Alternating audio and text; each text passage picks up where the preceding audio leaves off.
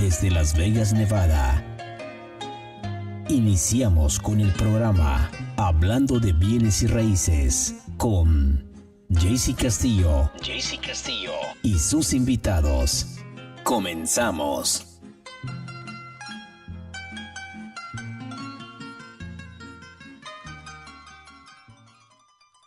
Good morning, Las Vegas. My name is JC Castillo. We're starting here this program again, Hablando de Bienes Raíces, with here in MO Mortgage Studios. And we have two more guests here again today, Friday. Unbelievable, it's Friday already, December the 6th. So we're going to go ahead and get started. We're going to introduce our guest here in the studio. We're going to go ahead and start with Claudia. Claudia, good morning. How are you? I'm doing great.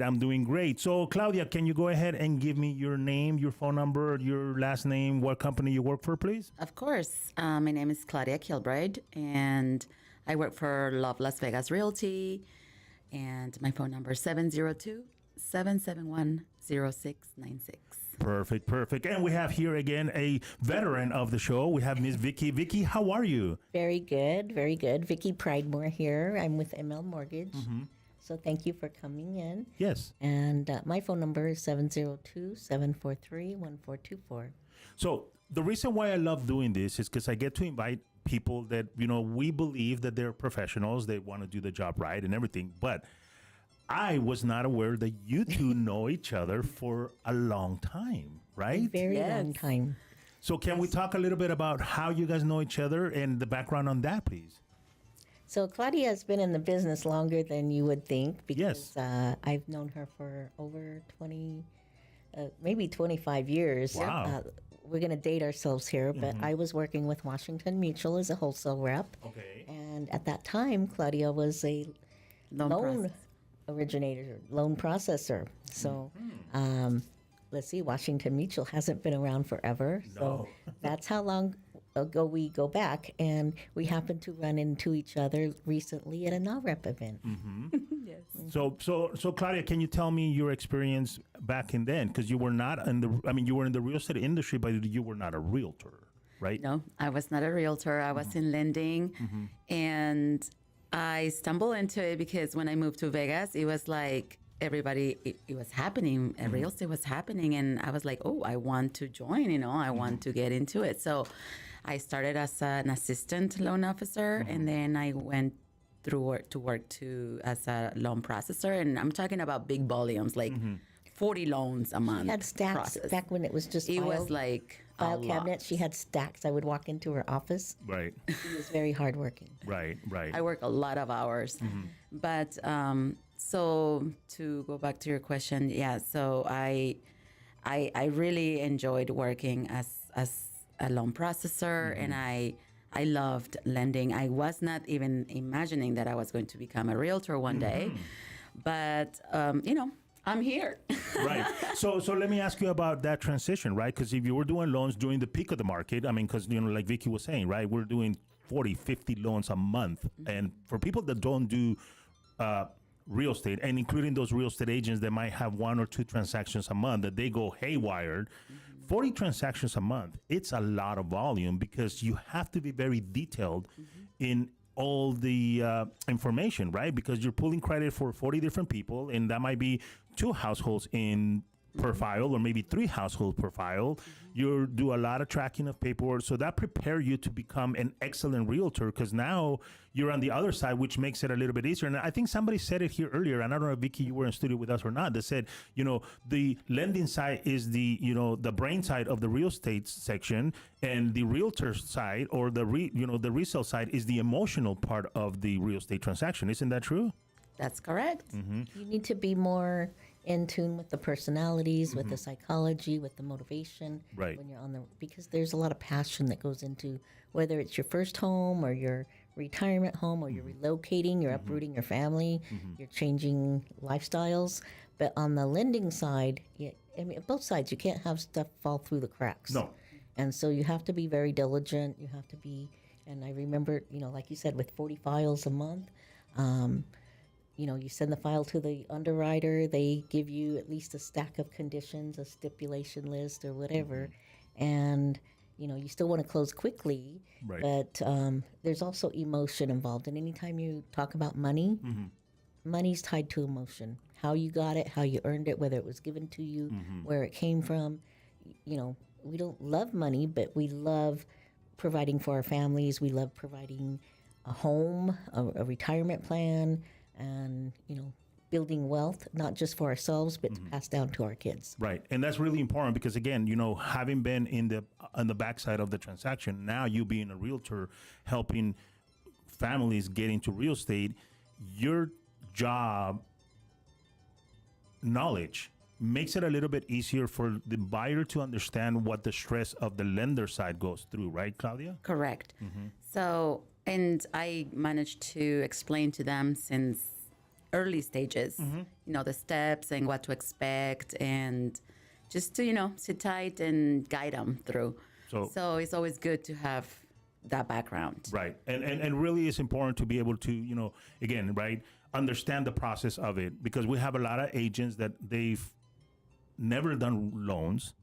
They don't know the expectations of what the loan process is like, and they're always rushing and pressuring and rushing and trying to get things done because they think that it's just the loan officer that does the job. But there is a sequence of people behind the loan officer that touch the file. Isn't that true, Vicky? Well, we're the messenger, so to speak. I mean, we should be able to upfront ask, and I do that, and I've been known to be, some people say blunt, but I ask the tough questions up front. Right. Because it's better that I ask them up front than get, I always say nobody likes bad surprises. We like good surprises. Correct. So, it's like, where did that deposit come from? What's this other, what's going on, And the best thing is for them to be honest with us, not try to hide anything, because we're going to find out. We've got computers. And Well, now we do. Now we do. Because when you guys started, we didn't have computers, right? There was not a lot of checkups back so then. little things like, checking the tax returns.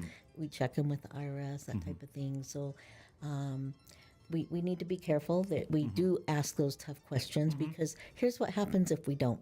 They pay for what? The home inspection? How much is that? They pay for the appraisal up front? How much is money that? invested. The earnest money, and if you don't close on time, you don't get that underwriting approval, you don't get that appraisal. So we each have to know what goes on in the other lane, but we each need to stay on our own lane. That's 100% agreeable. I always tell people, I get you the money, the realtor gets you the house. So if it's tied to the house, if it's about the inspection, the walkthrough, something to do with, what stays with house, what goes with house, whatever, that's the real estate lane. So I try to stay in my own lane, but you still have to know and appreciate what the other person does. It's definitely a teamwork. It's not. I don't see the loan officer as someone else. I see it as my partner. Right. You have to, unless you have just investors' cash, which I try to help the families. Right. And that's really important to know because, again, right, the transaction of real estate, there's a lot of parties involved, right? Yes. We have the buyer, the seller. We have the listing agent, the selling agent, which is the buyer's agent. We have the loan officer. We have the loan processor. We have the loan underwriter. Then we have the inspector. Then we have the appraiser. Then we get into title, which we have the escrow officer, the title officer. I mean, there's so many parties for one transaction. And then you have the buyer's family, either parents or their kids, grown children, or their Facebook friends, all telling them, this is how it's done, because it is kind of nice now that we have the internet, It used to be they would look in the newspaper or whatever, or pick up the phone or go down to their bank. Now, everybody typically looks online first. Right. So it's nice because I think our consumers are more educated. They're more realistic as far as what's going on in the market because our market's changed. It's not like it was, when I met Claudia 25 years ago. But still, there's definitely a lot of misinformation because a lot of people are under the impression that the market's going to crash and that the properties are going to go low like before. And I'm like, where are you guys getting this information? Because it's absolutely it's not just true. wistful thinking, I think, on a lot of people's Right. part. If I wait, it'll go down, but waiting is not good. No, but also we were talking before we came in air that right now the FHA loan limits just went up, and anybody that's in the real estate industry says or should know that if FHA is saying, hey, we need to update the interest, the loan limits for next year, they're not planning that the homes are going to be coming down anytime soon, right, Claudia? No, it's a strong market. I mean, unless something else would happen with like a war, like something out of our control. Something we can't predict. Something can, we don't have a crystal ball. Right. But definitely, it's a very strong market, and we have a lot of investors in Vegas. Is growing, so our market is not like any other market. Correct. It's a very people need to they need to understand that this is Vegas, and Don't miss out because don't miss out. don't miss Getting out into on something now. homeownership. Yeah. Because rents are not going down. Nope. They've kind of stabilized. Rents are they're But definitely. we see the future. We still have sports teams coming to town. That drives up the luxury homes. Yep. And the job market is still good here. So we see a lot of good things happening in the Las Vegas market. Right. We have Sony Studios coming. We Yep. have Warner Studios coming. We have new. Well, the train. We're the definitely in a good position in Vegas because we're really close to California. We're not in California, but Right. But can you guys say that, within the next 5, 7, 10 years, our market is not going to be reachable to a lot of people that right now are thinking, I might wait for the prices to come down? Because, like Vicky said, right, we're having people from California. We have the studios coming in. We have, the Major League Baseball's coming in. And those people come from very, very high price markets that when they see our prices, they're like, let me buy two. Right? Yeah. Don't you guys agree with that? oh, absolutely. And like I always tell my clients, don't miss out. Like, don't get scared about the interest rates. That's not gonna stop you from renting, and you still have to pay a big rent. And if something happens, like they kick you out because they want to sell the property, and you have again to struggle and have higher rents because now everything's higher. So I always say buy if you can buy for sure. And obviously, the market is stable. A lot of people waited, even in the pandemic, like, oh no, the prices are gonna go down, and now they cannot even get into anything. Yes. So it's now. The time is now. Yeah, and that's When we say a strong market, I've heard a few people mention, "Oh, the market softened here." Well, the houses were selling themselves. They were yes. selling in a month. Yes. That's insane. Unheard of. That's unheard of. unprecedented. Yeah. In a stable Interest rates were market, unprecedented. when an appraiser says whether on the appraisal report, when they say whether or not it's increasing, decreasing, or stable, it's the 6-month mark. Yeah. So in most times, in most markets, you put your house on the market, you expect it's going to be 4 or 5 months. Right.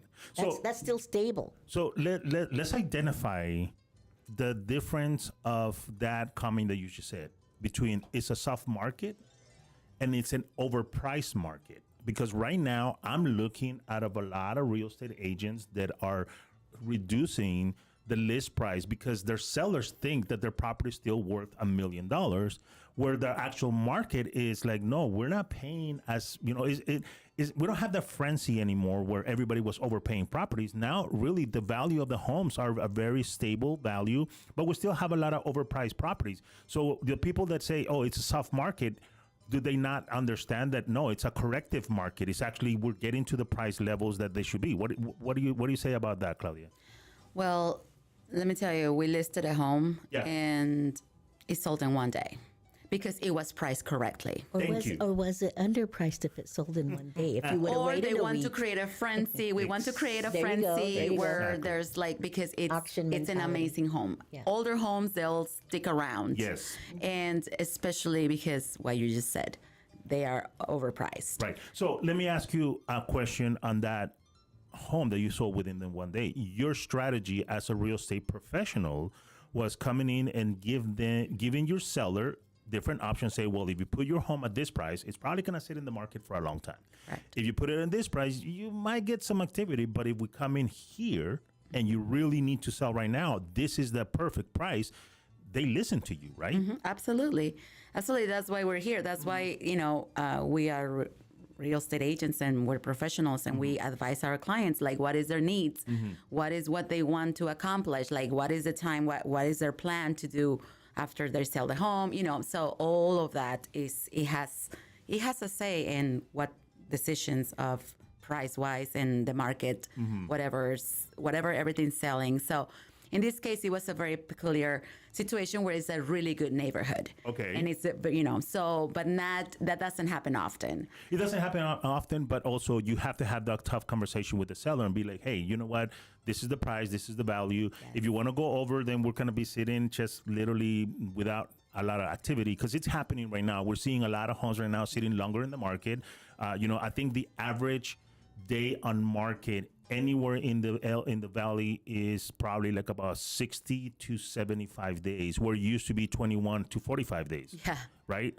Yes, for sure. Yeah. So we see that properties are sitting longer on the market, but also when you have a property that is worth it, everybody's going to come in and buy it. So you're always going to have that one property, and you have to price it correctly. So yes. my question to you, Claudia, is where in your career did you make that transition, or why did you make that decision of saying, I'm going to go to the other side? I'm going to become a real estate agent, if you don't mind that sharing. Absolutely. No, like I was mentioning to Vicky earlier, I was in lending for so long, and it got too complicated with government getting involved, and they don't understand.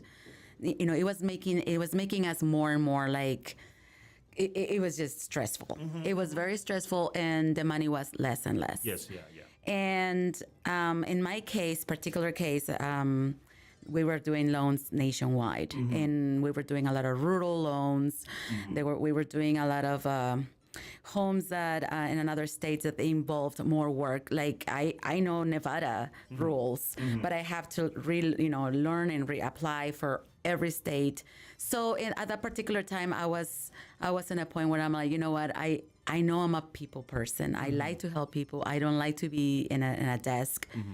And I just want to adventure to what I wanted to do, which was real estate. And I loved it. As soon as oh my gosh, I was so happy. Open houses. I love open houses. Okay. So that's where I actually started my career. Very open houses. That was one of the things that when I met Claudia, a long time ago, I would go into her office and I would have my nieces with me. They were probably 6 and 8 maybe. But they loved going to her office because she would come out all excited to see them. Just her energy, her love for people, and they still ask about you sometimes. And now they have their own kids already. That's amazing, right? That speaks volumes, because again, you know what, your heart is in the right place. At the end of the day, you want to help people get into homes. The biggest satisfaction, I think, for anybody that is in real estate that really cares about the market is, handing those keys over to the homeowner that thought that wasn't going to be able to purchase. But I don't think right now we have seen actually Claudia's personality come out, right? And I think it's because I know, but I also think is because people don't know, or they might know this about you, that tú hablas español también. Claro, soy mexicana. Eres mexicana. ¿De dónde eres? Yo crecí en Autlán, Jalisco. A Jalisco. Sí, mis papás son de Tamazula, Jalisco, y estudié en Guadalajara, en el ITESO. Wow. So, la gran mayoría de gente realmente dicen, ando buscando un agente de bienes raíces que hable mi lenguaje, que me entienda, porque una cosa es hablar español, la otra cosa es entender la cultura. Correcto. ¿No? Y no sé si tú puedes hablar un poquito de eso, de entender la cultura hispana, porque es un segmento del mercado que ahorita están comprando bastante. Sí. Tienen ellos, ayer estábamos hablando aquí con otras personas y estaban diciendo, los padres ahora están inculcando a sus hijos jóvenes que compren. ¿Y puedes hablar un poquito de la cultura hispana, por favor? Claro que sí. Nuestra cultura es muy bonita porque nuestros papás nos abandonan. Quieren que mejoremos, quieren que tengamos propiedades para heredar a nuestra familia. Todo es para la familia. Es muy importante entender también que muchas veces no los han tratado como deben de ser y pues lamentablemente es muy difícil que confíen a veces hasta en su propia raza. Y eso me ha costado mucho trabajo entender, porque yo vengo de una cultura donde, no todo el mundo te respeta y no te van a afectar o hacer tranza, como decimos. Claro. Sí. So, yo siempre los educo, les digo, no, tienen que hacer esto. O sea, los educo, porque una vez que los educas a las personas, ya entienden por qué, la razón por qué me estás pidiendo esto, ¿verdad? O sea, especialmente en los préstamos, porque la verdad, sí, nuestra cultura ha sido un poco arrasada por personas que se aprovechan de la nobleza de los latinos. Ya no nada más mexicanos. No, definitivamente, porque nosotros vivimos, and I think Vicky, I mean, I know you understand Spanish, but we were talking about how the Hispanic culture has been, preyed upon, right? And Claudia's just talking about, she needs to educate the consumer now and saying the reason why we're asking a lot of documents is because, for the same reason that happened back in 2008, that everybody was taking advantage of the lender's side. Now, this very old, documented and everything, but still they have that little mistrust in the Hispanic community. And I know you have Hispanic families, and that's very important for them to trust you. Isn't that true, Vicky? It's very important. The trust factor has to be there. They have to know that you care about their situation, that you're not there to make money off of them. And we did see, I have personal friends that, got in trouble back in those days. Trust me. We know. And the thing is they made a lot of money doing it, but in the long run, it's, it's the end game, the long game is to put people in homes and have them stay there. So after everybody talks about the 08, 09, but I was there in the big bank when the families were coming back, sitting there with their kids at the desk, crying because they had to move out. Yep.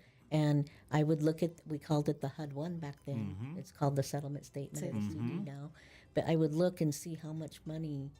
And they said, I said, who did your loan? Who did? Well, it was my cousin or it was my best friend. Yep. And I would look and I say, you need to call them and get some of this commission back. And I would show them. I said, this is how much they made off of you. Yep. Oh, really? Because back then they didn't really see the seller paid everything. Yep. So they didn't look at what the seller was paying. Right. And now, we after the government stepped in, so now we have to give them the fees. Yep. We can't order the appraisal. We can't work on the loan. We can't do anything. They have to see what the fees are up front. Right. And they have to be verified fees. And if they're wrong, if we underestimate them, the bank has to pay for it. Or Right. the lender has to pay for it. There's penalties. There's penalties and repercussions if you mess up. So it's good. And I think some of I'm just going to say it, the NAR settlement, the realtors are going through what the lenders went through with TRID. Yes. Okay. Correct. So Agree. so eyes wide open, you're going to see what you're paying, who's making what. What is wrong with that? I mean, it's no different than buying a car. How much am I going to pay for this? I don't want to just know, the sticker price. I don't want to. I want to know what my payment's going to be. Right. Before I drive off the lot. So before you hand me the keys and everybody's rushing down to your office to the title company to get their keys, they need to see what's on there. Right. And you know what? If you're ashamed of what you're charging, then maybe. I'm just going to say this, maybe you're charging too much. Yes. And let's be honest, Don't right? get me wrong. No. There's a lot more that goes into Right. People joke about realtors, they're just at Starbucks and at the mall and, oh, I'm walking my dog, they're on the phone. No, you know why? Because they're constantly, they're with their kid, they're at their kids' school performance and the phone rings. Guess what? They pick it up because they want to be accessible. Right. And that's one of the things that you say, right? We had a predatory lending factor that killed the market, right? We had a correction, which was CFPB and all the regulations that came in for the loan officers. I mean, let's be honest, before 2008, 2009, loan officers did not have to have a license. Yeah.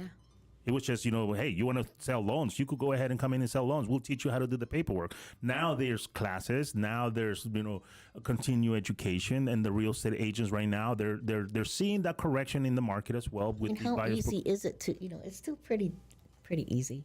I mean, For honestly, you, because you have so much experience. well, it's the experience too. But before I had the experience, while I was getting the experience, I was taking classes. Yeah. I was taking college classes for real estate finance, real estate law. If I wanted to go get my real estate broker's license, I could. 'cause you have the And the credit. reason for that is I wanted to know what I was doing. Right. And not just, just here, sign here, firma aquí, sign here. You know, that's Firma Firma aquí. aquí. that's what, and honestly, that's what I saw a lot of people doing. Yeah. And even back at Washington Mutual, we did the option arms. My Spanish sucks, you know that. It's Spanglish. I spoke Spanish as a kid. Right. But, you know, if you don't use it, you lose it. But I was doing option arm classes in Spanish for my wholesale brokers because I saw that they were being taken advantage of. And I wanted, you know, there was nothing wrong with the option arm. I had one myself. But if you don't know what you're getting, you Yes. don't know how it's worked, then yes, it was awful. And you know what? The Yes. boca abajo was the word that. Boca abajo. Yeah. Mira, sabes suficiente, ¿no? Sí sabes suficiente. Sabes suficiente. Se defiende. Se defiende. Pero I'm like the teenager that doesn't, when you say clean your room, they don't hear ahí you. no entiende nada. Pero fíjate que Vicky tiene mucha razón, ¿no? Los préstamos existen por una razón. Tienes que saber qué préstamo va a ayudarle a ese cliente. Sí. Y ahora tú como agente de bienes raíces, que entiendes de préstamos, sabes de préstamos, no te metes a hacer préstamos, pero tú entiendes por qué es la razón de que Vicky está pidiendo documentación, Claro. por qué están chequeando todo, porque al fin del día lo que queremos es asegurarnos de que esa persona pueda pagar su casa y no tengamos problema en un futuro, right? Exactamente. Y acuérdate que también todo cambió una vez que fue el mortgage meltdown, que tuvimos que reaprender todo, lo de lo básico hasta entonces un verdadero préstamo de gobierno que es el FHA. Hacíamos cartas yo trabajaba para una compañía donde eran expertos en préstamos, hacer cartas explicando al underwriter toda la vida de ellos y el por qué y esto, o sea, justificando por qué tenía un tarde, o sea, entonces yo entiendo cuando un loan officer está pidiendo información para, porque se quejan con uno los clientes, ay, pero qué exagerados, ¿por qué me están pidiendo algo que desde hace un año o esto y lo otro? Es que hay una razón de ser, o sea, es el préstamo, es un requisito que se tiene que cumplir. Claro que sí. And it's really important for people to understand that, you know, times have changed, loans have changed, but the real estate market is still the same. You have a buyer, you have a seller, you have supply, and you have demand. I mean, right now, you have a piece of parcel, a land Yes. that is for sale. Can you talk about that? Because people think that, you know, land in Vegas, you cannot buy anymore. Yeah. So can you talk about the parcel that you have right now for sale? This is an amazing piece of land in the south of Las Vegas. It's right by South Point. It's Silver the Ranch and like Dean Martin area. So there's so limited land in the south. Everything's being built on the north or northwest. Because that's where Still there's horse land. properties out there. Right? And that's a horse zoning, Okay. What's which it called, right now, equestrian? yes, equestrian, which right now it's the building rules and there's limit on how many homes you can build if you decide to buy the land to build in it. Okay. So they have to change the zoning, but that's not complicated. It's Okay. it just takes a little bit of time. But since there's so much around homes, Beazer is one of the biggest builders at that in like that area. So I actually have two offers that they're verbal, but Okay. so we're negotiating. So how much land are you talking? How many It's acres? over an acre, acre and a quarter, and it's accessible to water, public, like a sewer. Like it's not like they don't need a septic tank anymore. It just can be connected. Obviously, it's gonna take a few money, but Yeah. but it's fine. Like it's nothing like to be connected to the public, water and Right. so all of the utilities. So Being by the South Point too. I mean, they have the rodeos there. And oh my gosh, yes. And like I said, everything's new built there. Yeah, because I know right there on the corner of Las Vegas Boulevard in Cactus, there's an emergency like little hospital that just built yeah. a few years ago, which Yes. back then there was nothing. So I that know. southwest area is Yeah. in the south is really booming right now, And I see right? St. Rose Parkway and Star, the new hospital, Henderson Hospital. It's humongous. That it's is gonna true. open pretty soon. They're gonna open next week, I think. I think Very so. soon. Yeah, Yeah. next So, week. the opportunities to be you don't have to be a homeowner. You could buy the piece of land and build something on it, or you could go ahead and, buy that piece of land and sit on it, because that's what most of the investors do, right? They come in, they build it, they buy it, they sit on it, and then they wait for the prices to go up a little bit when there's a little bit less, land out there available. But right now, they're picking up a lot of land in that area of town, right? Absolutely. That's booming. And like I said, there's not much land in the South. Everything that is released in Clark County only releases a certain amount of land to be sold, and whatever's private owned, they, like you said, investors that they keep there for a long time. And they're just waiting for the right time is there like their retirement funds. That's right. That's right. I know everybody keeps talking about the BLM, the Bureau of Land Management, Right. but opening up more. But as you drive through town, there's still a lot of pockets where there's undeveloped. Yes. Yeah. And those are private And lots. Those are private lots, so there still is opportunity to buy land. It might not be for sale right now, but we don't want to be those people. Like you hear the people that say, "I should have bought land out in Pahrump back in 1985." You hear that all the time. Yeah, it's like, and you kick yourself. But there are still opportunities. Because the earth isn't getting bigger. No, it's not. They're not making more dirt. So the thing is, too, is we can look at some of the older areas and what we call the beat down Absolutely. houses. And there are programs, even though we don't have those predatory loans like we had in the past. There's still boundaries and parameters for some of these what we call non-QM loans. Okay. So the people that are self-employed that don't put everything on their taxes, or they write out Portfolio loans. There's bank statement programs. Yeah. There's what we call the landlord loan. It's the DSCR. So you can basically just whatever you're going to rent it for, you have to have good credit. So like I said, there's still parameters and boundaries. And really, it's a lot of people don't know that. They think they don't have 'em. qualify. They would never They give up too buy. easily. And then we have the fix and flip loans. So you don't have to be like I forget the guy's name, the Flipping Vegas show, but you can take an older property that has issues, that isn't really something that somebody would want to live in right now, but you can take it with a low down payment, and it's a temporary loan to rehab it, turn around, and either get a new loan and live in it, or you can flip it and sell it. Not like the big investors that Right. we want to limit those, but But Claudia, ahead. you were going to say something right now that there's a lot of people that don't understand that Yeah. there's available money out there. You just got to ask. Absolutely. And there's so many grants as well. Obviously, loan officers don't like that because there's, less Extra work. compensation and more work. oh, we don't want to work. We just want to get paid. I like your honesty, Vicky. We just want to get paid. But we always say it's better for you to have your down payment because you get better interest rates than what they offer. But there's always that possibility if there's no chance that you can save up for your down payment. But yeah, there's a lot of Great loans. programs, and we There's all talk really about the great same ones programs. all the time. The Home is Possible, the Chinoa, and we also have the culinary. People forget that there's the culinary union in town. So let me ask you a question, though.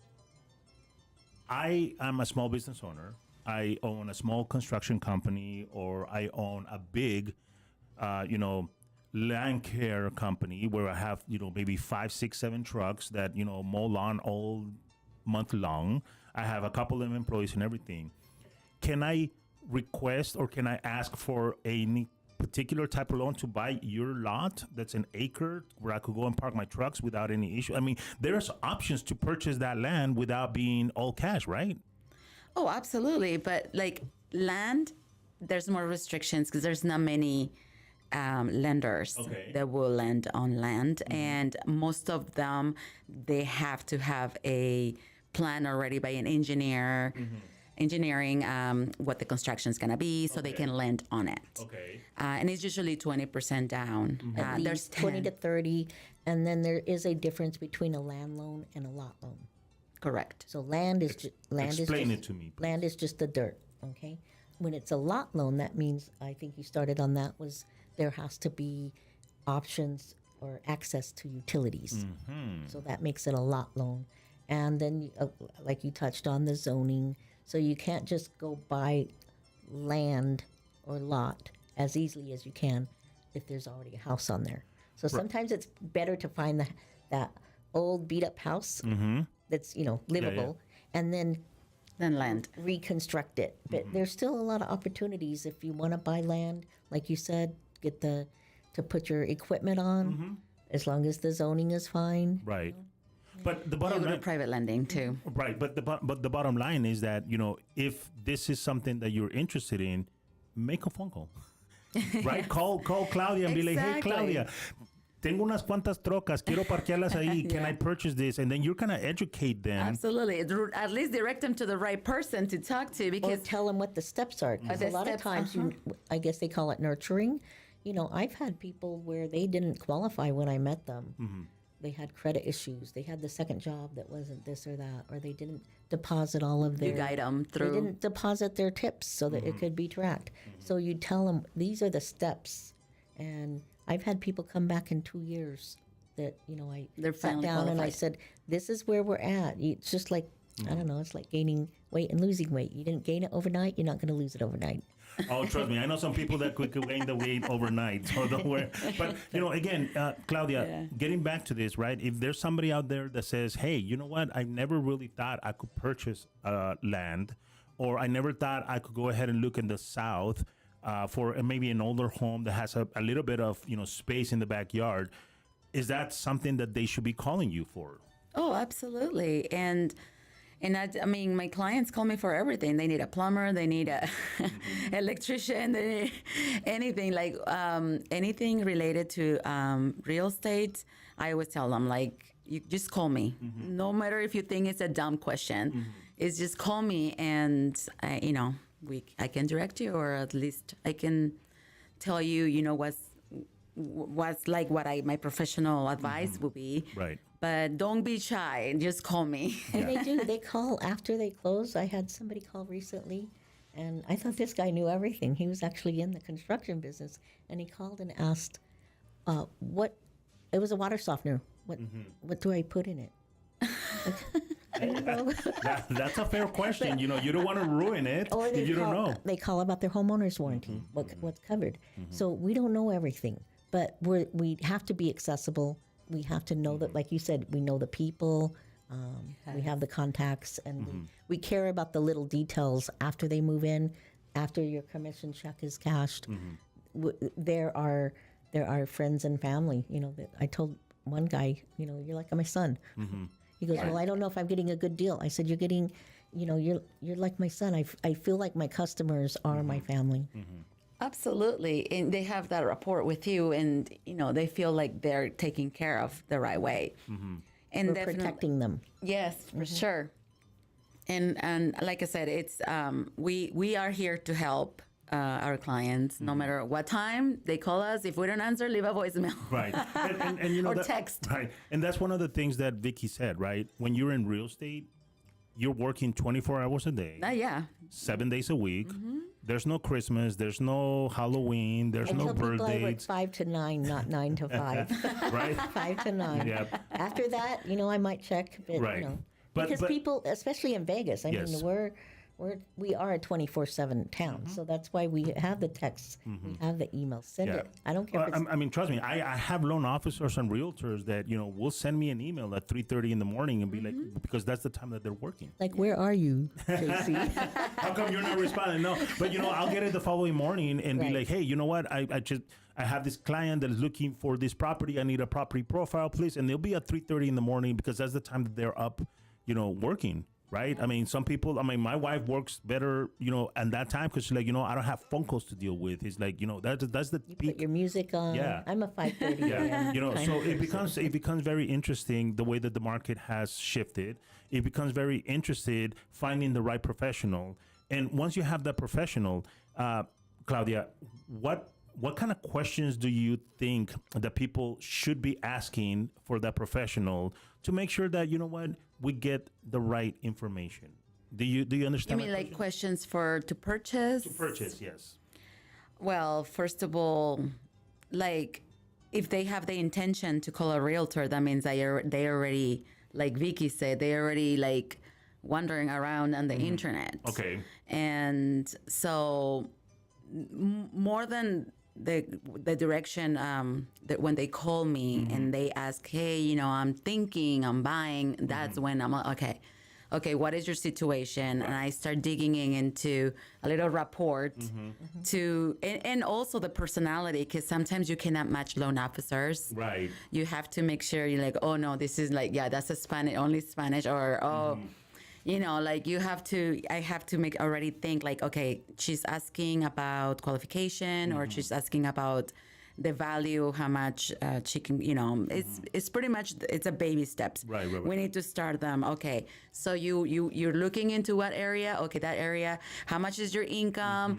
Okay, so like, have you been working for how long in your job? Like, I just do a little report. I'm like, oh, you can totally qualify. Yeah, I think you should call this person right away and get qualified.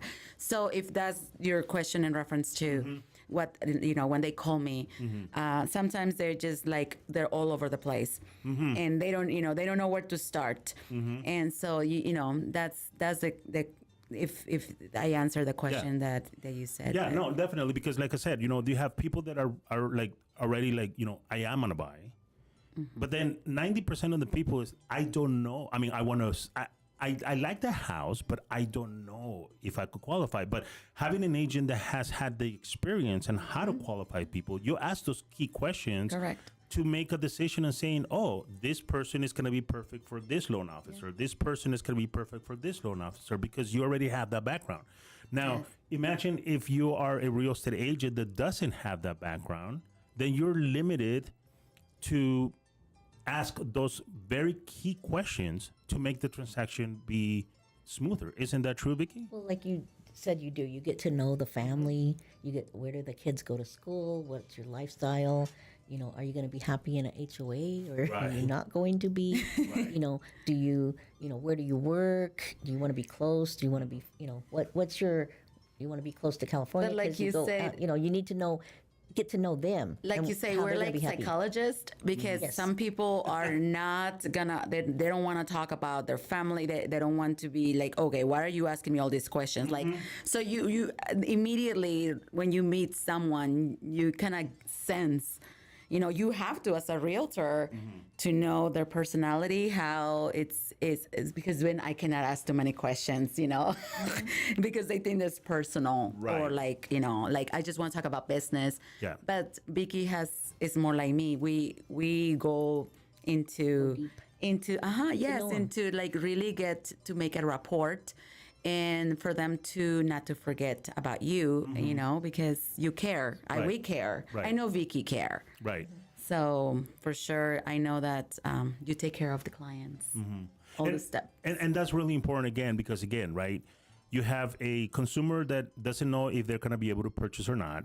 We heard from el compadre that, you know, nos fue requete mal, o el préstamo que estás agarrando no es un buen préstamo. And we start hearing sources that don't really... Negativity. Yes, you start hearing negativity out there that really deflates that person. And your job is to make sure that we get all the information to provide them the right loan, because like Vicky said, there are, you know, arms out there right now. There are steady income loans out there. There always existed. I mean, yesterday when we were here with Alfredo was like, oh, you know what? The arm loans, I'm all about Alfredo. The arm loans have always existed. The problem what happened in 2008 is that a lot of predatory lenders misuse that loan. Option arms. Right? Option arms. So, you know, all of that information is out there, and we just got to make sure that the consumer understands this is where you need to follow, because not every loan is the same. Am I wrong or am I right? Exactly. I'll give you an example. One of my close friends did a loan for them in Ventura, California, which is where I'm from. And they had a higher interest rate. It was a non-QM, self-employed, did a bank statement program. I got him a really good rate for that type of program. But then, of course, his brother-in-law just used a, you know, put a small down payment down, smaller down payment and lower interest rate. But it was a full doc, tax return loan. So sometimes that's where, you know, you don't want to give TMI or too much information, but it was two different scenarios. And the same guy that I did the loan for, you know, in a couple, I actually had him qualified and approved to do a full doc loan. But in that area, I only had him approved for 400 and a little over 400,000. That's not enough. Full doc. it can be, 600 is kind of where he was looking in the Ventura County area. Yeah. 600,000 just for the smallest. For the two-bedroom home. Where I grew up, they're the homes are nothing to brag about, but they were homes. you know. So with the bank statement program for the self-employed program, he was able to buy a beautiful, it was actually a townhome, and they love it. But it's like apples and oranges. They were comparing. Yes, the other guy got the better rate and a smaller down payment. My guy got 20% down, and it was non-QM, so it was a higher rate. So, quick question. So, like that, you could educate me and you could educate the consumer. What is a QM loan? QM is for qualifying mortgage. So when the meltdown happened, and something called the CPFB came into play, all of a sudden the money faucet just went. And I remember that. remember that? It's like the faucet just stopped. Hard stop, and it was tough. And that's when it was really, really tough to get a loan. As an underwriter at the time, I was managing underwriting. We couldn't get. I mean, it didn't matter how much money you had in the bank, how perfect your credit was. We had limits on debt to income, and it didn't matter. And I had somebody at the bank that I was at saying I could buy this bank. They had that person had $900,000 in just our branch there. So what happened? It just went, the pendulum, the money pendulum, the underwriting pendulum just keeps, goes. We don't want it to go too far there, far there. We kind of want it to be somewhere in between. So different administration came in, and then we came out with non-QM, non-qualifying mortgages. So they do get priced higher. So it's like what we used to call B paper subprime. Okay. And subprime is what really got us in trouble, because they weren't being, just watch some of the documentaries. Subprime was being packaged up pretty and called a paper, and They put a little wrap.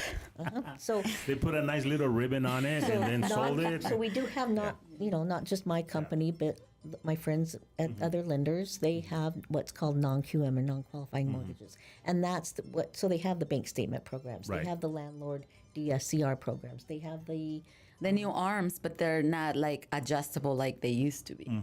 There's To the market, they has a cap. It has a But if cap. I can get you at a fixed rate, don't call me for an arm. I'm just not that person. Yeah. Sorry. Right. No, I get it. And that's really good to know, because again, right, we sit there and we compare our loans with family members, and their scenario is totally different. Or your than buddies ours. at work. Right. Those are the Oh best my ones. God. Right. Yeah. And also, like, because I do rentals too, like my clients, I only do it for my referrals, because they cannot qualify it at the moment. And so I always, of course, like help them for rentals, because, there's not commission for us. Right. It's just the referral little fee. Yeah. But one time I was taking this lady for a rental, and I told her, I'm like, I'm so sorry to ask you. I don't want to, be too getting into your business, but I'm like, why is it that you don't buy? And then she's like, I don't think I qualified. And I'm like, what do you do? I start like digging in. I qualify her on the car. I call the loan officer, and she ended up being VA. Wow. I mean, so 0% down, and she didn't have a funding fee because she was disabled veteran. Like, it was insane. She was like so if you had grateful not asked to those me. If I didn't questions, even she'd still ask, be renting. exactly, and she didn't even know she qualified. So Right. a lot of people out there are in the misconception that they can't qualify for some reason. I don't know where that word got I out. think sometimes it's generational because their parents didn't own a property. It could be, but or also just self-doubt. I believe that what's currently happened is that we just don't know what we know, Yeah. right? 80% of the consumer out there, they see TikTok, they see Facebook, they see Instagram, and people are making it seem like, it's so impossible to qualify. Or, 90% of the agents that are doing, advertising in social media, they're standing in front of a $5 million home, which is not even their listing, right? They're, sitting in front of a Lamborghini that they rented for the day for the video, you know what I mean? So there's a lot of expectation out there that people say, I'm not going to be able to qualify, but qualification process, at least now, I think it's a little bit simpler because it's more straightforward. Correct. It's, do you have a job? Yes. Do you pay your bills? Do you have a little savings in the account? Is your credit okay? you should be able to qualify. Now, the amount that you qualify for, it's going to depend, but isn't that the very simple part of the You don't qualification qualify process? for that house with the jet in front of it Right. and the Lamborghini. But here, there's a nice condo here for you. Right, right. And, you know, having those conversations, Claudia, like you said, right, you started asking a little bit deeper, like, why don't you purchase? Yes. It gave you like, oh, no, you could totally buy instead of renting. And that saved a lot of headaches. And sometimes you have to get them down from the cloud because Yes. they really think they can qualify for something bigger, and they get discouraged because like, no, I don't want that. You know, that house. Oh my God, no! Like, is there something better? And unfortunately, that's where we are right now, and the prices and families that are, you know, struggling sometimes to get. I think I've shared this before, but my first home was in Southern California. It was a 900 and something square foot condo, two bedroom, and I already had 2 kids. Okay, we used the VA, 0 down. Ended up selling that. Sometimes I look up the value of the home now, but we ended up selling that to get just enough equity to buy a house in Thousand Oaks, California. And my point is, and that's still, I look at that property now online, and it's like almost $1 million, and it's just a little tract house. I mean, look, let's think about this, right? But my point is the steps. Start and, in something. Start in something. It worked for us, so that's what we qualified for. And I think that is extremely important, right? Let's not think that the first house that we're buying is our dream home.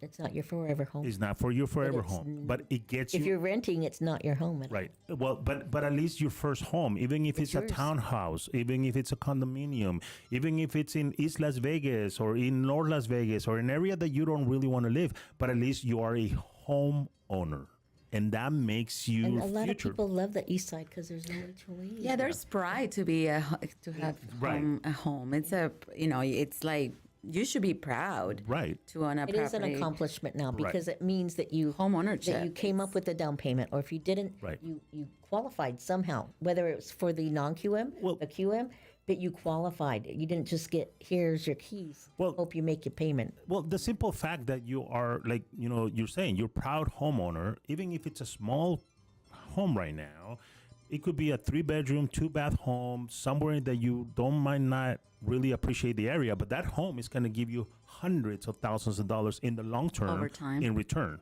Yes. right? Exactly, and they don't look at it like, okay, like it's not gonna be my forever home, and besides, eventually you can rent it out and move to another area, and that's how. It all depends on the client's needs. So some people, they say, oh, I'm never going to buy. I'm not the person. I travel this. Well, maybe home ownership is not for you. But Right. the reality is that in America, everything will go up with time. So it's just a little savings account, Right. you know. Right. But And let's be honest, hasta en México. I know. La casa de la abuelita que compró ella con su mucho esfuerzo, ahorita vale mucho dinero. everything goes up. Right? So it makes a big difference. So, ladies, believe it or not, we're... Oh, my gosh. Yes.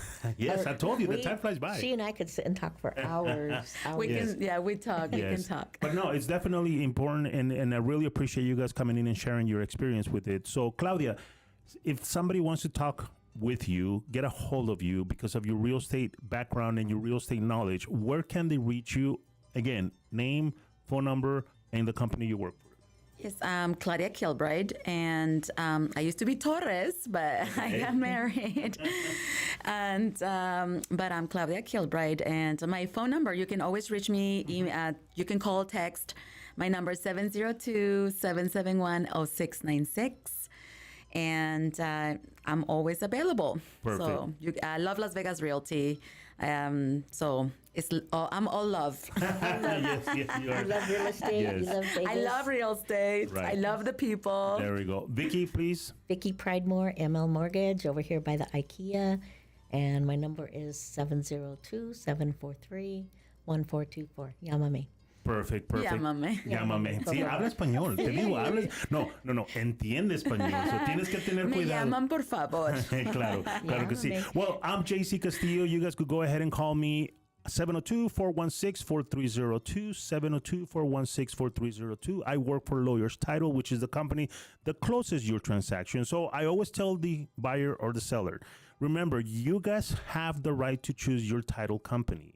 Don't let your seller or your agent choose it, because you want to make sure that you understand who you're dealing with, who's closing your transaction, and you can ask all the questions that you want. So please, like I said, I can't believe it's Friday already. We're going to be here next Monday with other two guests. Really appreciate it. If you like the show, give it a like. If you don't like it, let us know why, and then we'll go ahead and change it. But we'll be here next week, actually. Enjoy your weekend. And like I tell everybody, please behave, because it's so simple to be nice to people. And we'll see each other next week. Have a wonderful weekend.